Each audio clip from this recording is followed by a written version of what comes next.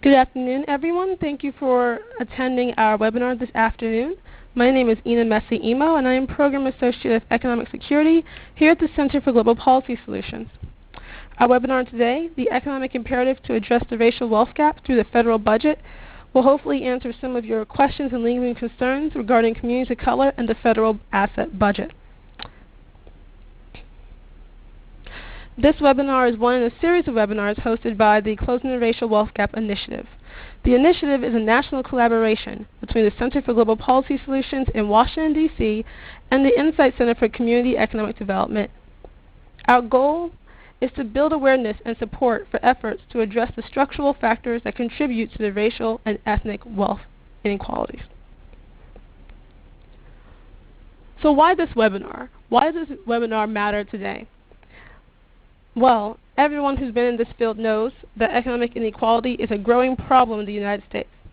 President Obama recently spoke at the Center of American Progress, discussing at length how critical it is to the American economy, as well as the serious problem, and how serious a problem this actually is. We all know that economic inequality is holding back households from realizing their American dream, and he made a call to action to address this problem. While economic inequality hurts everyone, it especially hurts communities of color, as communities of color face higher rates of unemployment, debt, low wages, and are less likely to attend and complete college compared to their white counterparts.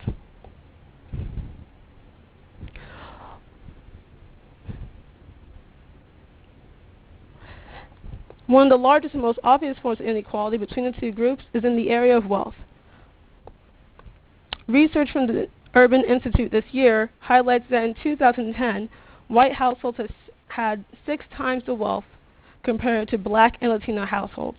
To put that in perspective, for every $6 that a white household had, black and Latino households had just $1 in wealth. In addition, new research published by the National Institute of Retirement Security found that 62% of black households and 69% of Latino households have no assets in their retirement accounts, compared to just 37% of their white counterparts. So why does this matter? As we all know, in a few short decades, minority households will make up a majority of our nation's population. And you have to ask yourself, given the high levels of economic insecurity that these households face, what will our 21st century workforce look like? What will become of our nation's racial and ethnic seniors when they have virtually no retirement savings?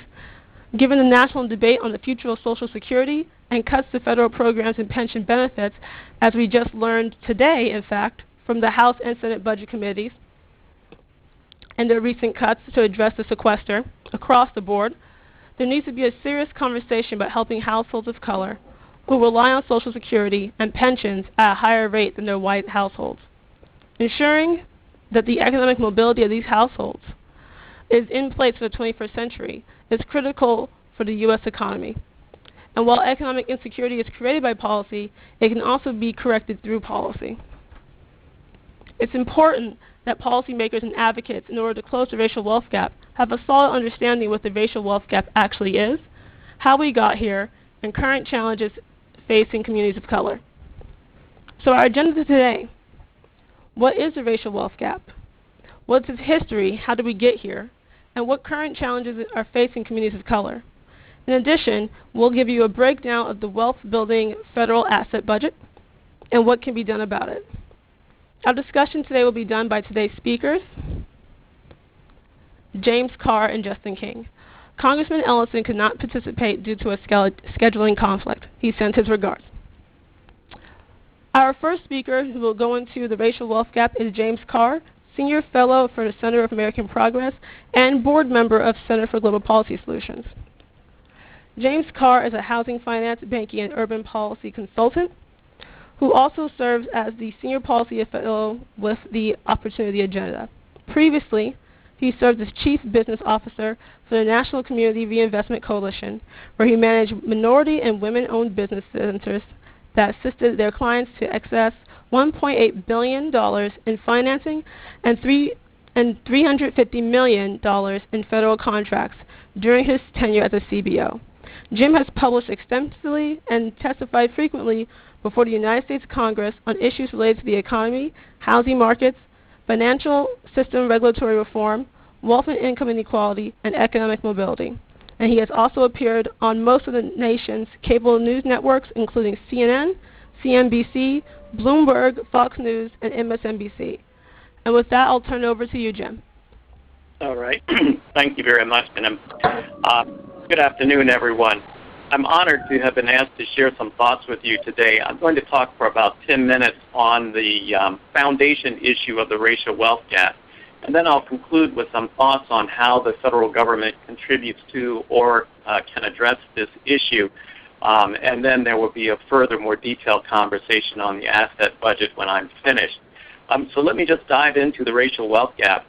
We know that not only is there a racial wealth gap, but that gap is growing.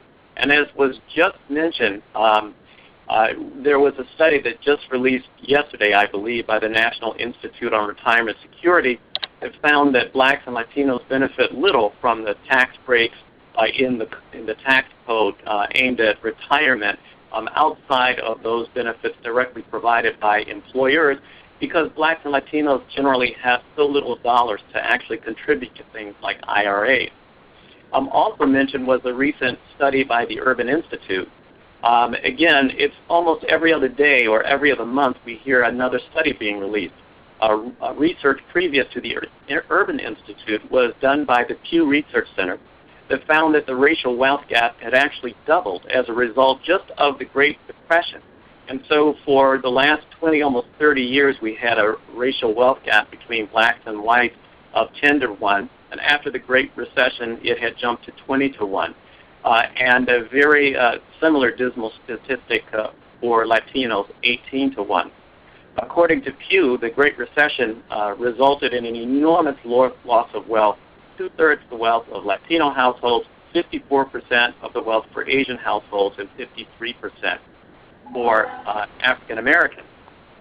But other research, and it was either earlier this year or late last year, Tom Shapiro produced a study that I thought was particularly meaningful because he followed the same set of households over a 25-year period.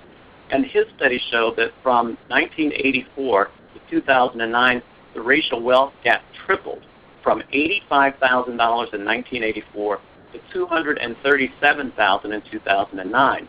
What was really interesting about his study, and particularly useful for purposes of understanding the racial wealth gap, is that he was able to identify individual drivers of the gap.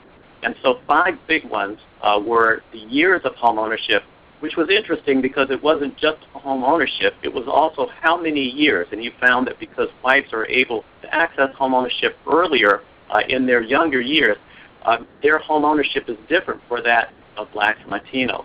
Of course, household income was important. Unemployment was also a significant factor. And what's interesting about that is that often when we think about the wealth gap, we don't think about unemployment. But unemployment causes African Americans to have to draw down on savings, so it is definitely a significant factor in explaining the wealth gap. A lack of access to college education, and of course inheritance. And then the final point, which I thought was another really revealing piece of his study, was equal achievement, such as income gains, do not equal the same in terms of what an individual household is able to do with those gains in terms of building wealth. And so he concluded that for every gain of $1 in wages, whites were able to increase their wealth by a full $5, while blacks were able to increase their wealth by just 69 cents. And one of the things that he pointed out in that study, again really revealing, is that not all jobs, for example, are created the same. And so to the extent that blacks are actually occupying jobs that pay fewer benefits, such as more lucrative health care, maybe parking and other transportation subsidies and the like, those things really do count. So we have to get beyond just looking at the wage increases. We have to look at the full panoply of things that go along with good, solid employment. And he also pointed out, because of higher debt, a lower home appreciation, and other factors, more broad factors, that even contributions in terms of inheritance are not the same. So for $1 of inheritance for white families, their wealth grew by 90 cents. But $1 of inheritance by black families resulted in only a 20-cent increase in wealth. Again, I say that to sum up these studies, and particularly Tom Shapiro's work, what it really shows is that wealth is a result of many, many factors. And so focusing on only one or two of those factors is not sufficient in terms of fully addressing the wealth gap. And then a final study that I'll point out was, I just find these studies to be, some of them really intriguing, found that when African Americans file for bankruptcy, they are systematically in the most expensive and least successful bankruptcy procedures. And so even after going to bankruptcy, the ability to actually repair one's credit and get back on your feet is different for blacks versus white. Having said that, it should not be meant to suggest that there aren't interventions that could significantly help to close the racial wealth gap, and it does not mean that everything has to be addressed all at once. There are three items that tie directly back to the federal budget that I'd like to discuss just very briefly. The first is home ownership. Currently, the conventional market is all but closed to people of color, with loans to African Americans and Latinos down by more than 70% since before the housing crisis, and home ownership rates for both groups have plummeted. And this home ownership loss is the largest source of the increase in the wealth gap since the Great Recession. An interesting thing related to the federal budget is that Fannie and Freddie are charging guarantee and other fees directly to pay to offset the cost of some federal spending. So one of the most ironic is the extension of unemployment benefits. The irony here is that African Americans and Latinos are overrepresented in the ranks of the long-term unemployed. And so funding long-term unemployment disproportionately helps black and Latinos. But the irony is that it comes at a cost by raising the fees to access conventional lending. And so the housing market entities, Fannie and Freddie, should really be focused on the mortgage market and rebuilding the first-time home ownership market and creating accessible loans for people of color as well as young people and other first-time home buyers, and not funding the federal budget. The second is employment. The U.S. is suffering from a lack of aggregate demand. As was the case during the Great Depression, the federal government could and should stimulate an economic recovery due to the lack of consumer purchasing. But the federal budget discussions, as all of us are aware, are focused almost exclusively on deficit reduction. In fact, the budget that was just agreed to increases spending only modestly to compensate for some across-the-board cuts that would have taken place without the agreement.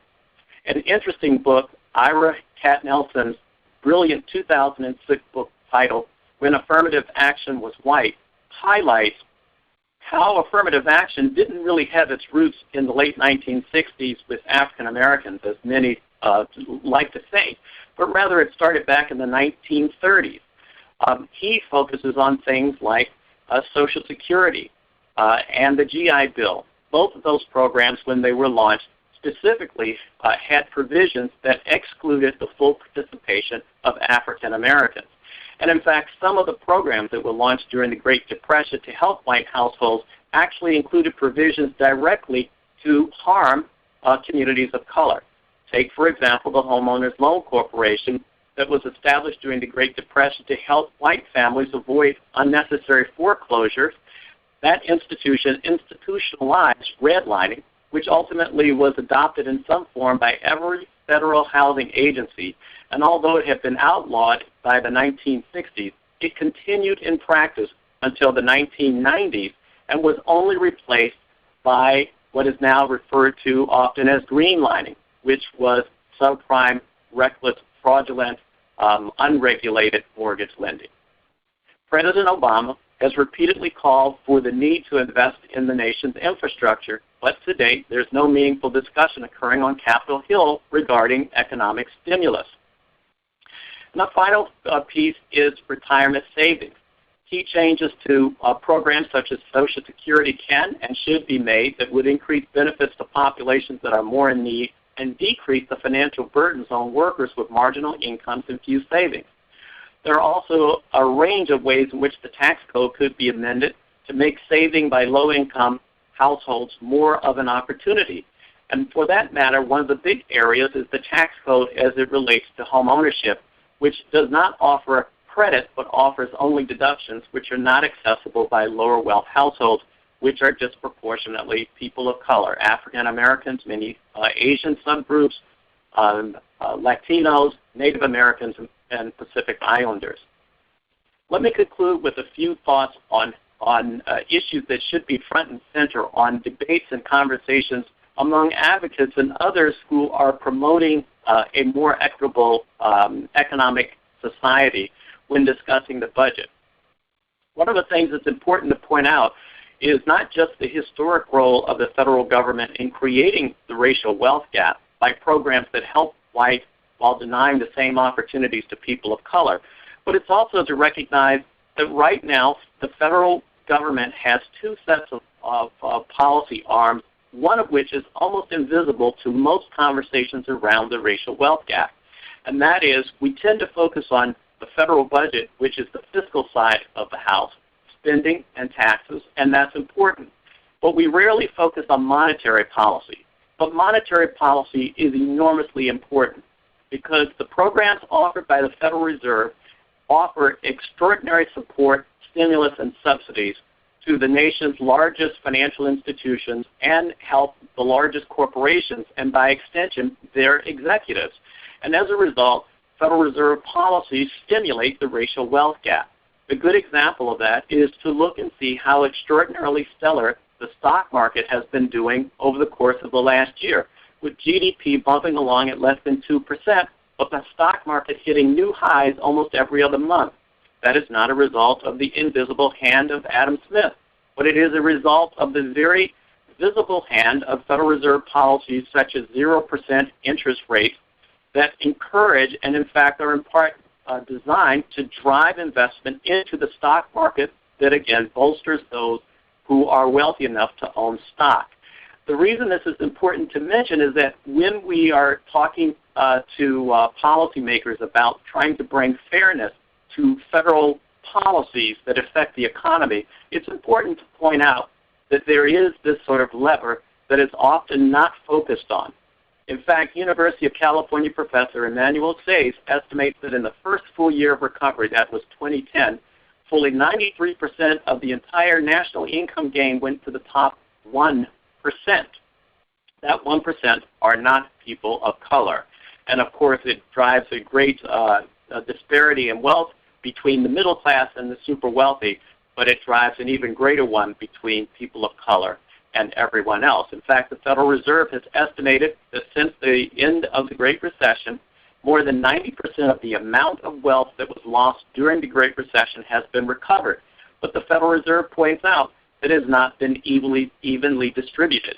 They point out that the wealthy have fully recovered from the losses, but that the middle of the typical household has recovered less than half of their wealth. And of course, African Americans, Latinos, and other people of color who've lost wealth have not done anywhere as near. Let me just close by saying that one of the final arguments that's important for us to keep in mind when we're talking about the racial wealth gap and the budget and why we need to reprioritize in a way that helps to close that gap is that already today, children under the age of 1 majority of children in America under the age of 1 are now children of color. And so as those children mature to be adults, and America is a country whose adult working population are majority people of color, issues relating to the racial wealth gap will become less about social equity and more about America's international economic competitiveness and our nation's national security. We need to go strongly with those arguments about international competitiveness and national security because those are real issues that America not only will face in the future, but it's facing today, and the budget should reflect that as of this time. Thank you very much. Thank you, Jim. And just for our callers on the listening on the computers, any questions you may have, feel free to submit them via chat, and we'll answer them at the end of both our speakers' presentations. Moving along, Let me introduce Justin King, Policy Director of the Asset Building Program at the New America Foundation. His work at New America aims to promote policies and ideas that significantly broaden access to economic resources through increased savings and asset ownership, especially among low-income families. He leads the Asset Building Program's efforts to communicate with policymakers and the public. Justin spent over 6 years as a legislative assistant to former U.S. Senator James Jeffords, independent from Vermont.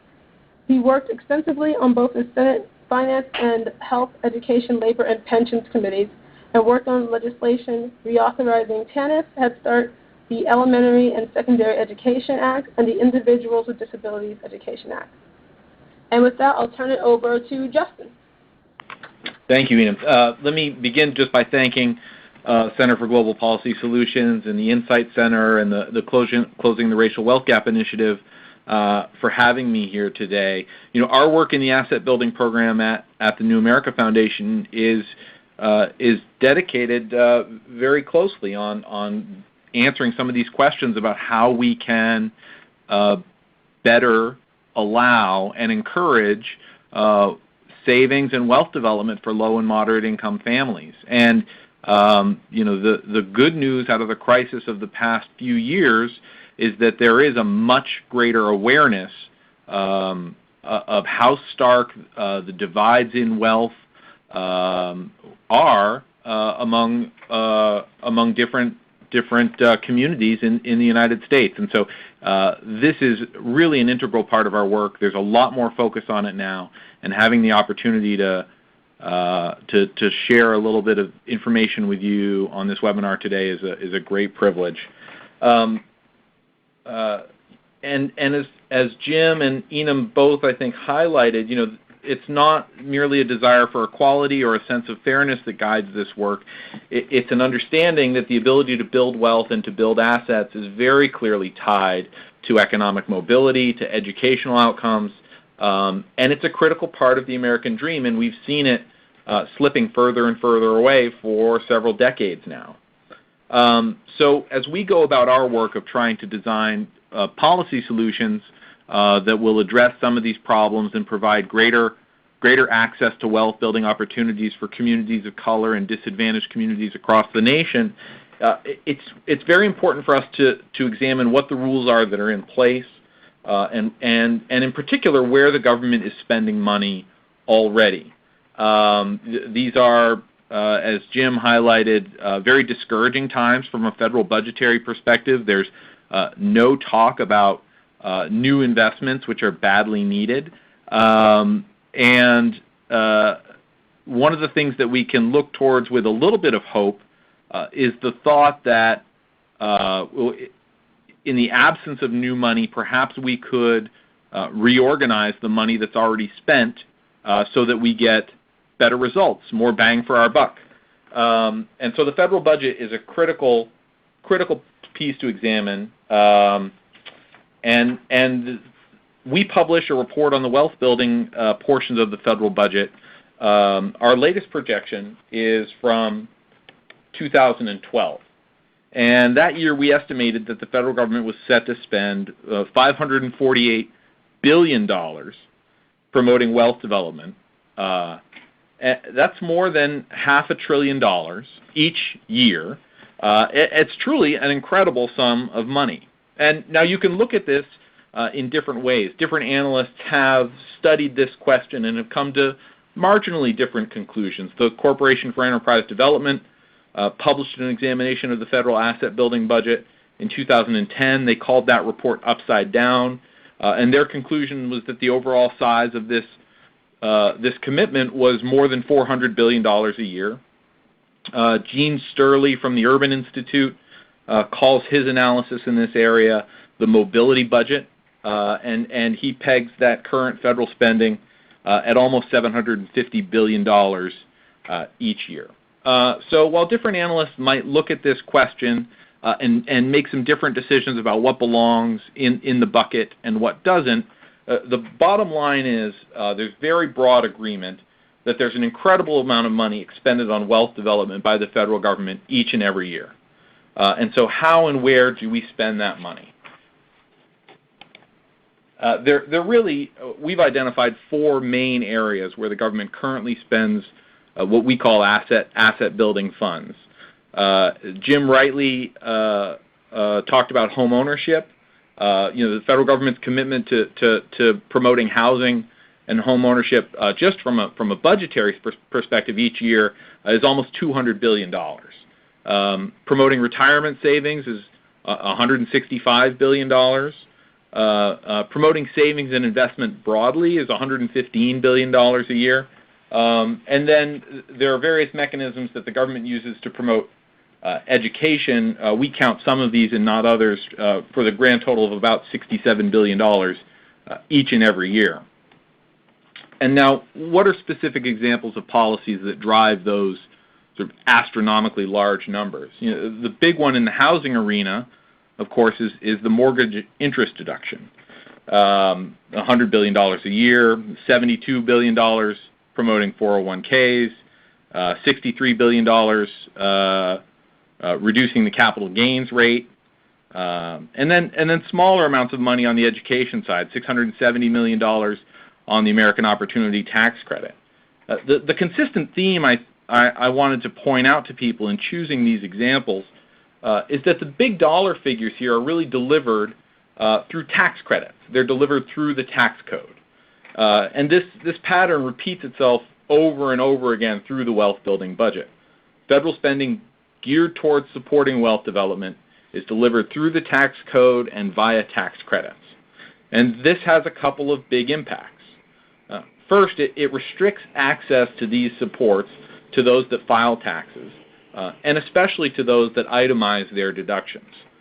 Broadly speaking, that means they're restricted to upper income filers, and this disproportionately excludes communities of color. Second, the impact of the credits themselves is upside down. The wealthier you are, not only are you more likely to benefit, but your benefit is bigger than a middle-income filer's benefit or the benefit of a low-income filer. And so the sum impact of these policies is to work to make wealthy people wealthier. And let me give some specific examples of this. This is a chart that we pulled together in our budgetary analysis that looks at the impact of the mortgage interest deduction. It's a little fuzzy on the webinar here, but I think it comes through fairly well. On the left-hand side, you can see the number of tax returns that are filed in a given year that claim the mortgage interest deduction. And as income goes up, the likelihood that your household claims the mortgage interest deduction goes up. There are almost 19 million claims made on the mortgage interest deduction by families making more than $100,000 a year. And there's about 7.5 million returns making the same claim among families that are around the median income, which is around $50,000 a year. And there are vastly more families that make $50,000 a year than there are families that make more than $100,000 a year. But those families that make more money are more likely to claim and benefit from this credit. So access is much more prevalent among wealthier people. Even though there are fewer of them, they dominate in terms of who's using the mortgage interest deduction. On the right-hand side of the chart, you'll see that the average value of the deduction as income rises. The benefit grows as you climb the income ladder. A median income family making around $50,000 a year can expect $700 to $1,200 in benefits each year. A family making more than $200,000 a year can expect about 5 times the benefit. Communities of color are much less likely to have access to the deduction, and when they do benefit, they're likely to be among those that receive a smaller benefit.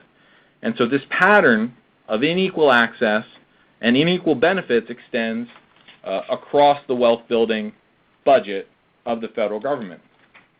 Jim talked about retirement, very, very rightly so.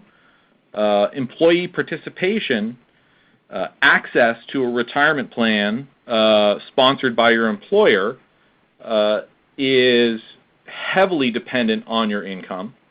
Almost 70% of employees in the top 25% of the income distribution have a retirement plan and participate, but only 28% of the bottom quartile have access to a plan and participate.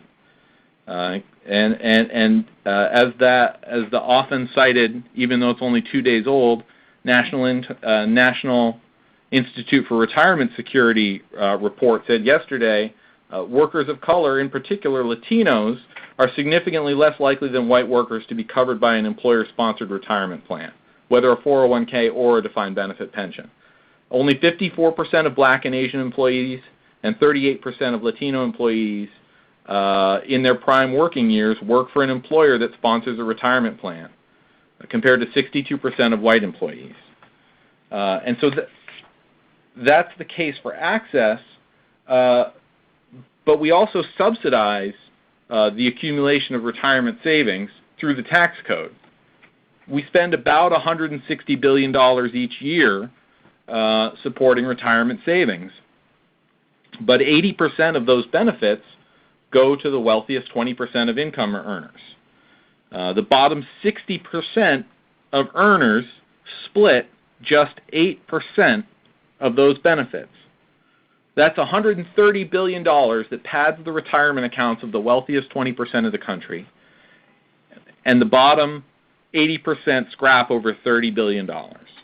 So this pattern repeats itself over and over throughout the tax code. And that's one of the reasons why when we look at the federal budget, we really need to focus on our system of taxation and tax credits. Actual programs that spend money supporting savings and wealth development for ordinary Americans are very rare. And when they do exist, they tend to be tiny. Some of you on the call may be familiar with the Individual Development Account Program, which is a very popular, very well-studied program in the asset building field, and it's about $20 million each year, and it used to be 25. So it's a rounding error in comparison with these other expenditures. So consistently, we see a pattern of policies that support wealth building, but they do that best for those that are already wealthy. This worsens wealth inequality and the racial wealth gap. And it really shouldn't be the focus of federal policy. Policy should either take a Hippocratic approach, a first do no harm approach, or expressly provide greater opportunities to those who are striving to succeed. I look at these numbers and I often think of one of my favorite political cartoons. This is Barry Deutsch. From, I think, 2007 or 2008, it's called A Concise History of Black-White Relations in the United States. Typically I prefer my cartoons to be funny, but this one has always struck me as very, very poignant. And when I look at patterns of federal spending in the budget and through the tax code, we see that the way that this cartoon is inaccurate is that in reality, the guy who's already made it to the top is continuing to pull away and is pulling up the ladder behind him as he goes. There are things that we can do about this. I think Jim was absolutely right to focus on employment. As I was designing my thought, I lined up with Jim's other recommendations. Homeownership and retirement savings are the two big drivers of wealth in ordinary American families. In ordinary American families, the truth of the matter is homeownership right now is really the only thing that matters. So as we think about how to support wealth development in the future, we need to think about supporting homeownership, and we need to think about diversifying wealth for ordinary families. And we need to educate policymakers. President Obama has shown a tremendous level of awareness of the impact of these problems. This is a long-term effort, and we need to make sure that policymakers are aware that the status quo favors the wealthy with public dollars, and that that's an unacceptable situation that needs to be remedied. It is a long-term effort. The work is happening now. There's been a lot of discussion in the last several years about tax reform. Everybody loves tax reform because it's an empty vessel that they fill with their biggest hopes and dreams.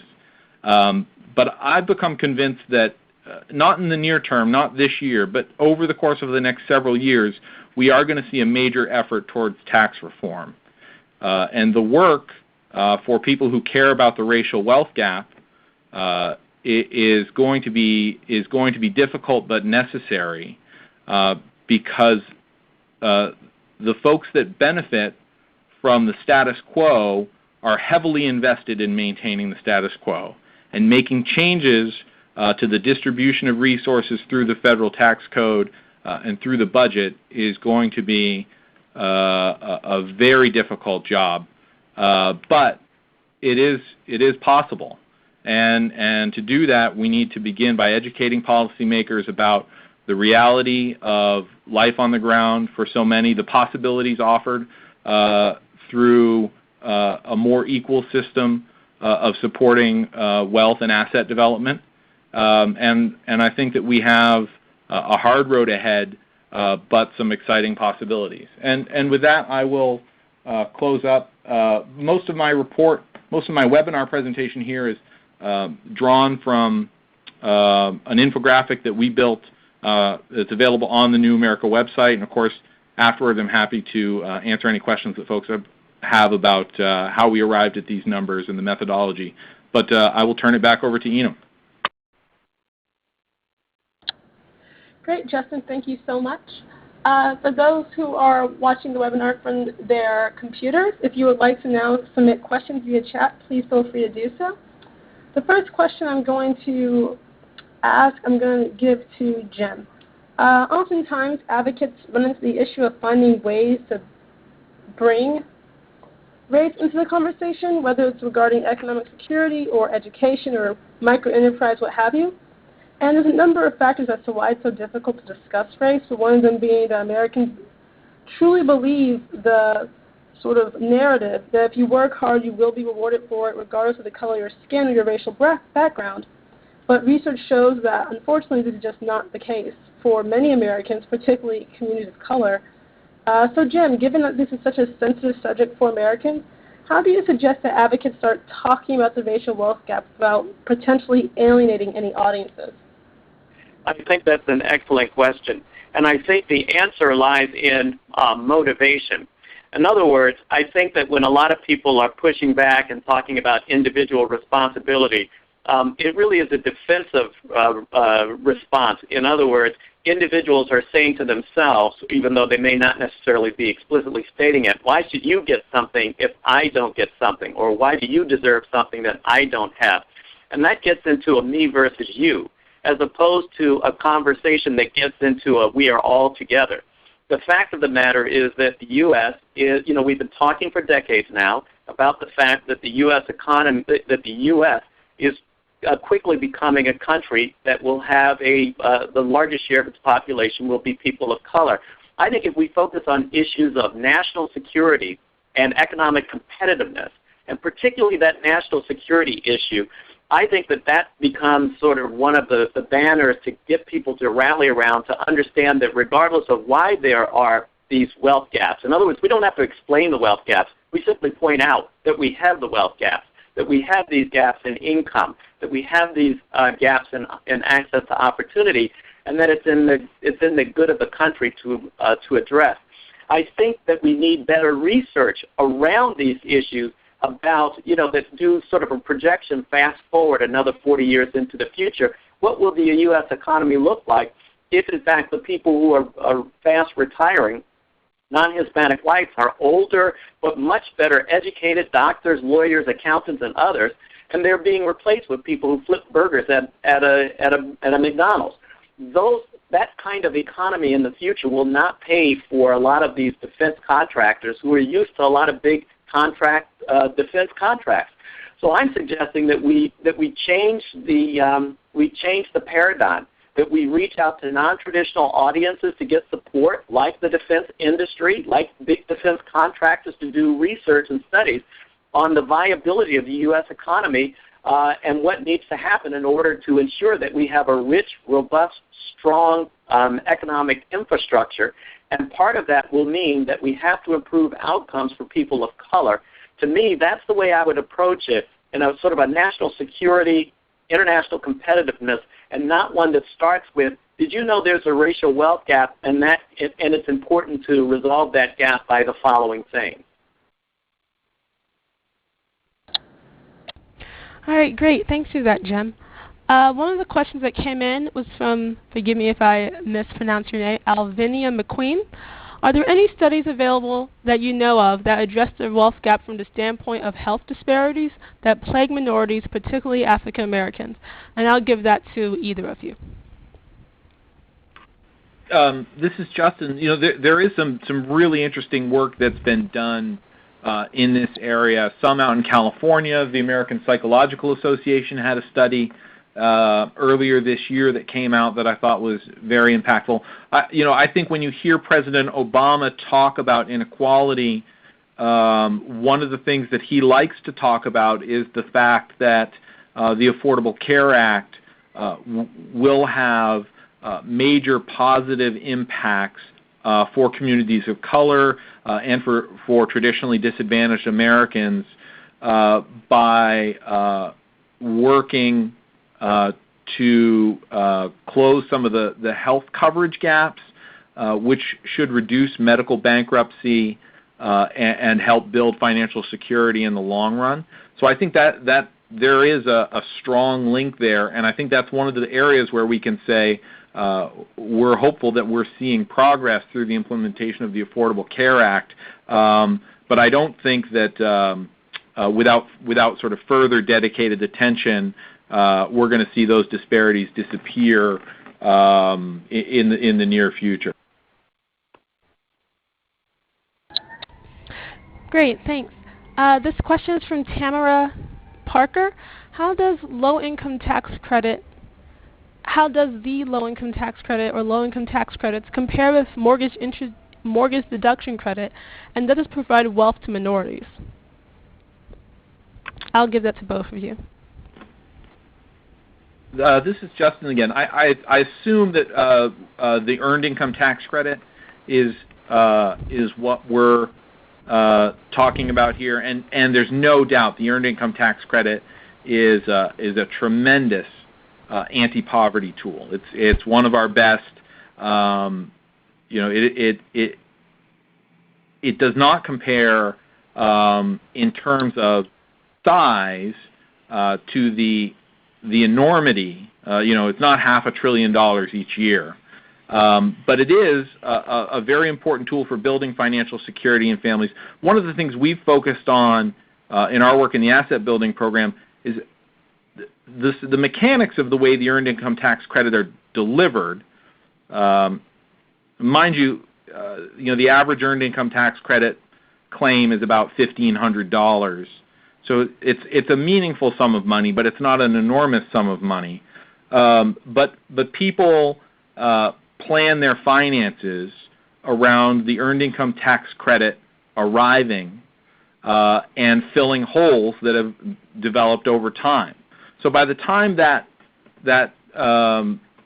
check arrives, it's already been spent by folks, and by and large, it's been spent on necessities or reducing debt. And one of the things we need to think about going forward with the earned income tax credit is how do we use the tax filing moment and the prospect of receiving a large check for a struggling family. How do we turn that into a moment to consider saving for the long term? I think there's a lot of work that we can do there to improve that. The earned income tax credit is incredibly important.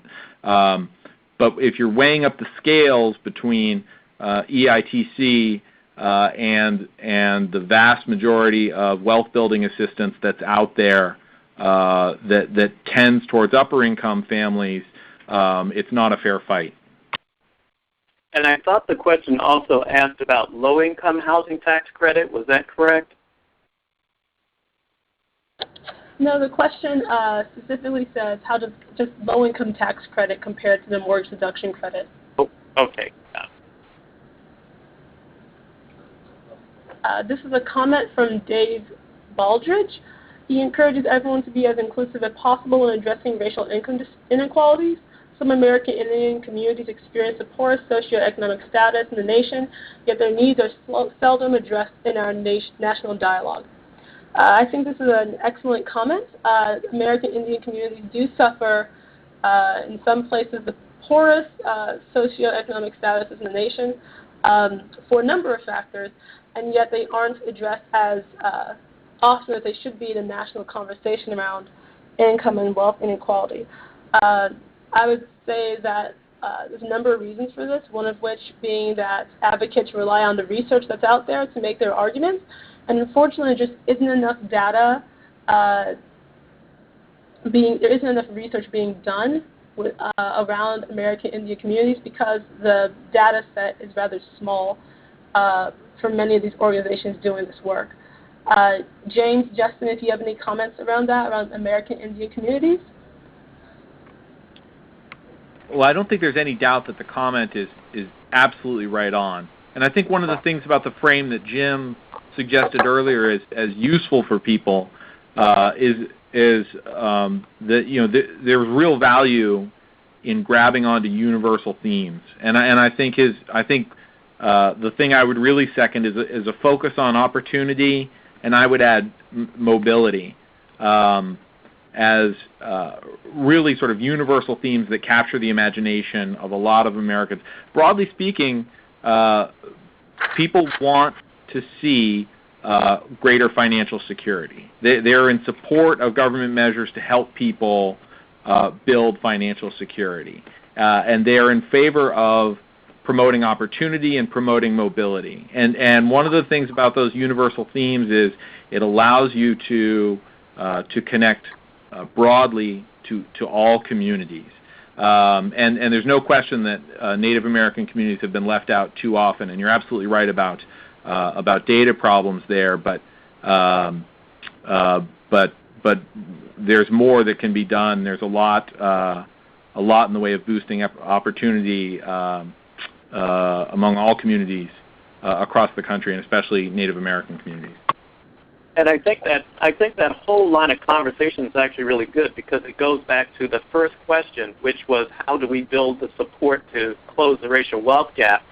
And we don't have to focus on all of the strategies in terms of they will help people of color per se. If we're using universal strategies, for example, that bolster employment for moderate income workers, we will have a disproportionate impact on people of color. If we focus on things aimed at the long-term unemployed or people who have dropped out of the labor market training programs, they will disproportionately assist people of color.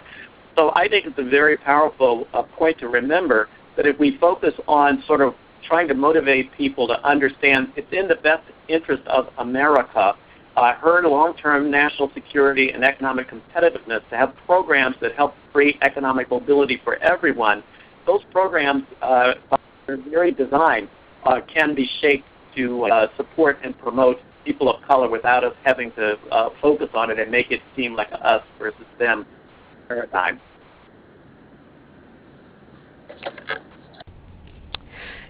Great, thank you. My last question, and this is for Justin and Jim. It's actually quite timely that we have this webinar today, given the release of the 2-year budget agreement from both the House and Senate budget committees, which includes cuts to Social Security and federal pension benefits, which communities of color rely on at higher rates for retirement security. I just wanted to know from both of you what your thoughts were on this and how do you think it will play out going forward?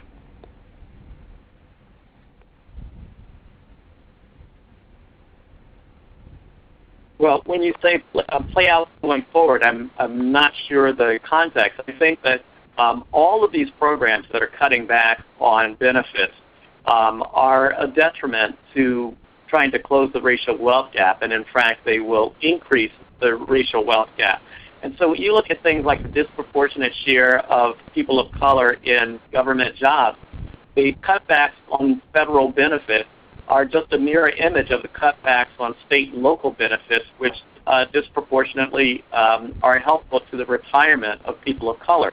So I think, again, as I said at the top of my earlier comments, the federal government, in my view, the budget is going in the absolute wrong direction because it's focused on deficit reduction. And it's focusing on deficit reduction at a time when the economy really is struggling. And if it weren't for a lot of the economic stimulus support by the Federal Reserve, this economy would flatten out. And for anyone who has any doubts about that, just look to see what happened to the economy when the Fed announced that they would just begin to taper on some of their economic stimulus programs back in April.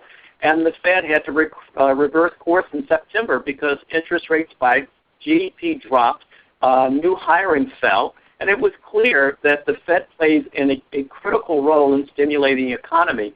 But again, the tools available to the Fed are not the tools that are flowing through to middle-income households.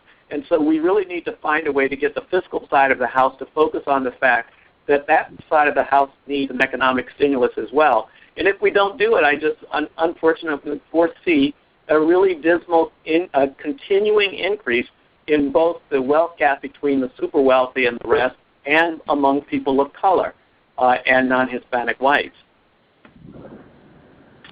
Yeah, I don't have a lot to disagree with Jim there. If you want to say there's good news coming out of this, specifically the cuts to federal pension plans are troubling. This is one of the few stable pieces of the retirement structure that's left, and we're making it less stable, especially for communities of color. That's not good news. The good news in the near term is that maybe we're moving away from committing a series of massive self-inflicted wounds in the economy, and maybe this is creating an opening for us to talk about issues beyond deficit reduction. But it's hard to be enthusiastic about this deal on any terms other than it provides a window for crisis avoidance. The conventional wisdom has become that the right thing to do is to cut spending, and Jim is absolutely right. This is the wrong approach now. It's been the wrong approach for several years, and it has become the new normal. And so we are taking money out of the economy and taking money out of the hands of families in need at exactly the wrong time. And we're going to pay the price for that for many, many years to come. And it's hard to see a bright and shiny path forward on a lot of this, on a lot of the bigger issues that we care about when the near-term picture is so very dark. Thanks, Justin. Our final question comes from Pamela Larson. How can we continue to encourage more involvement by communities of color in these important policies that ensure all workers and their families?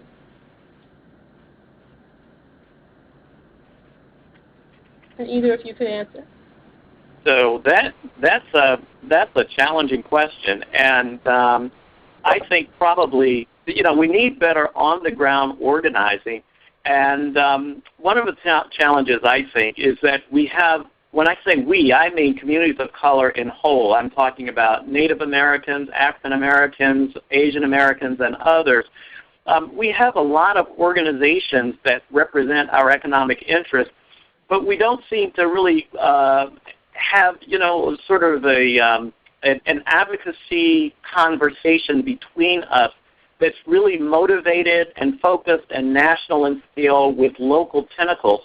And I believe that organizing at a local level and across these national organizations is really one of the key points of salvation on public policy. And I believe if we don't find a way to get into organizing better, then I don't think that we're going to see the seas change, because we've been through the worst recession since the Great Depression, and there is no change at all in the direction of federal policy whatsoever. It's more muddle along, and that muddling along is further destroying the wealth and further fueling the racial wealth gap.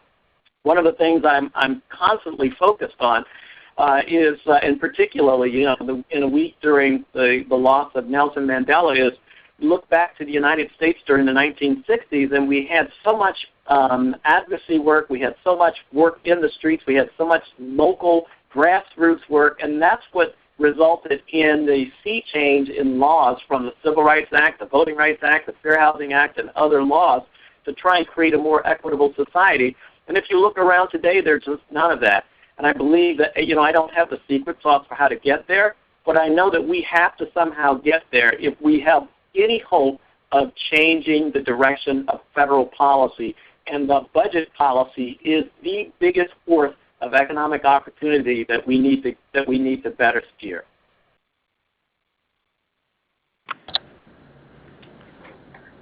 Great, thank you. I think that was a very strong and powerful close for our presentation today. I would like to thank both of our speakers, Jim Carr and Justin King, for participating today. And I'd like to thank all of our registrants for signing up and joining in on this important conversation. Our presentation has been recorded, and it will be available to all those who signed up later on this week. And with that, I'd like to say thank you, and I hope you enjoy your afternoon.